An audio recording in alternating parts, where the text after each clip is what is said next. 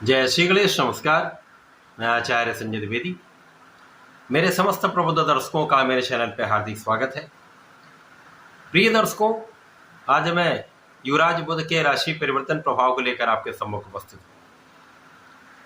नवग्रहों में युवराज बुध 30 अगस्त को अपनी वर्तमान राशि कर्क राशि को छोड़कर नवग्रहों में राजा सूर्यदेव की राशि में प्रवेश करेंगे। सिंह राशि में इनका प्रवेश होगा।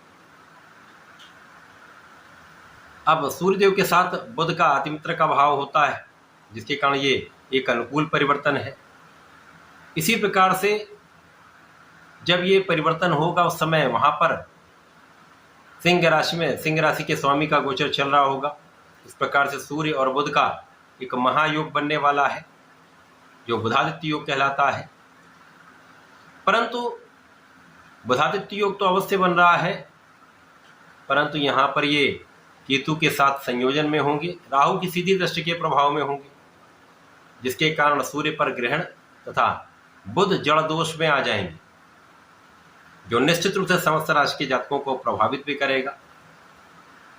आज मैं कर्क राशि के लिए बुध के इस राशि परिवर्तन का, बनने वाले योग का तथा राहु के साथ दुर्योग का किस प्रकार का परिणाम प्राप्त होगा, इस समय में कुछ लाभ मिल सकते हैं अथवा कहीं पर कोई समस्या आ सकती है।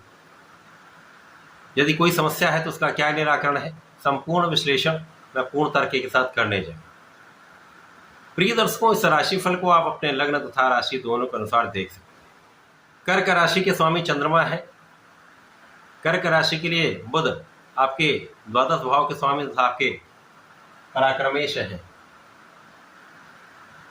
अब इनका जो गोचर आपके द्वितीय भाव में आरंभ होने वाला है, द्वितीय भाव जो धन का भाव है, पारिवारिक संपत्ति का भाव है, यहाँ पर इस भाव के स्वामी धनेश के साथ ही इनका गोचर होगा, जो अत्यंत महत्वपूर्ण भी है, महा लाभ देने वाला भी। परंतु जैसा कि विदित है, यहाँ पर राहु का दुष्प्रभाव भी होगा। इस समय में आपको मुख्य रूप से अपनी वाणी पर पूर्ण रूप से नियंत्रण रखना चाहिए। अपने एग्रेशन, अपने क्रोध पर नियंत्रण रखना चाहिए। यदि आप वाणी पर नियंत्रण रखते हैं तो अपने परिवार के बीच में एक अच्छा सामंजस्य बना रहेगा। इसी प्रकार से यदि क्रोध पर नियंत्रण रखेंगे तो बहुत सारी समस्याओं से आप बचेंगे, विवादों से बचेंगे, क्योंकि ये वाणी और क्रोध का जो समावेश आपके अंदर हो सकता है, ये आपको आपके पैतृक संपत्ति के लाभ से वंचित कर सकता है, कुछ समस्याएं उत्पन्न कर सकता है, लिटिगेट कर सकता है। इस समय में आपका परिश्रम अच्छा रहने वाला है। आप अपना संपूर्ण प्रयास करने वाले हैं, और जब आप संपूर्ण प्रयास करते हैं तो कहीं ना कहीं उसका एक सकारात्मक प्रभाव अवश्य प्राप्त होता है। निरंतरता लाभ अवश्य देती है। इस समय में जो जातक विदेश में रहकर कार्य कर रहे हैं, विदेश से संबंधित होकर कार्य कर रहे हैं, विदेश में रहकर व्यापार कर रहे हैं, अथवा स्वदेश में रहकर ही विदेश में संबंधित हैं, तो ऐसे में एक अच्छा लाभ आपको प्राप्त होता दिख रहा है। अचानक धन प्राप्ति का अवसर मिल सकता है, अचानक लाभ प्राप्ति का अवसर मिल सकता है, धन वृद्धि के अवसर अवश्य प्राप्त होंगे। इस समय में अचानक धन प्राप्ति भी हो सकती है। यदि आप अपने को नियंत्रित रखते हैं, संतुलित रखते हैं, तो ऐसा संभव है पैतृक संपत्ति से एक बड़ा धन लाभ आपको मिल जाए। केवल सामंजस्य बनाना है। इस समय में आपको कुछ रोग हो सकते हैं, पेट से संबंधित समस्याएं हो सकती हैं, यूटीआई की समस्या हो सकती है। इस समय पानी का इंटेक बढ़ा लें, पानी की मात्रा में वृद्धि कर लेंगे तो समस्याएं कम होने लगेंगी।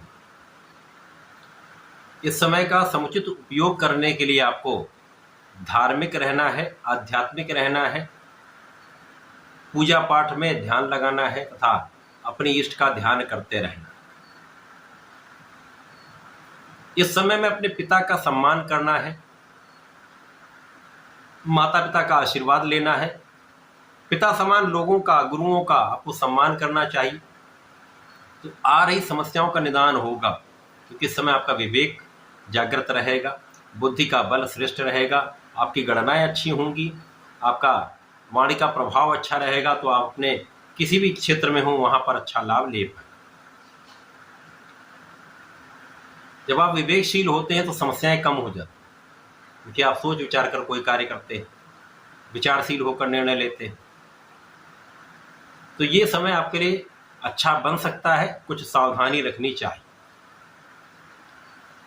इस समय में परिवार का सहयोग मिल सकता है, लेकिन आपको सहयोग बढ़ाना पड़ेगा। इस समय कुछ व्यय बढ़ सकते हैं, यात्राएं हो सकती हैं, यात्राओं में कुछ व्यय हो सकता है, अनावश्यक व्यय भी हो सकता है जहां आपको ध्यान देने की आवश्यकता है। परंतु इस समय में धन का आगमन भी अच्छी मात्रा में होगा, जिसके कारण धन आगमन से यहाँ पर आपकी स्थिति बैलेंस्ड रहने वाली, बहुत बड़ी कोई समस्या यहाँ पर नहीं होनी। इस बुध के परिवर्तन में सावधानी आपको रखनी चाहिए, वाणी पर क्रोध पर नियंत्रण रखना चाहिए, बहुत संयमित रहना चाहिए तथा गणपति की आराधना करनी चाहिए। ओम गंग गणपतये नमः का एक माला का जप नित्य करें, समस्याएं कम होंगी, समय का उपयोग करके लाभ ले पाए। तो ऐसा करके इसका लाभ लें। धन्यवाद, नमस्कार।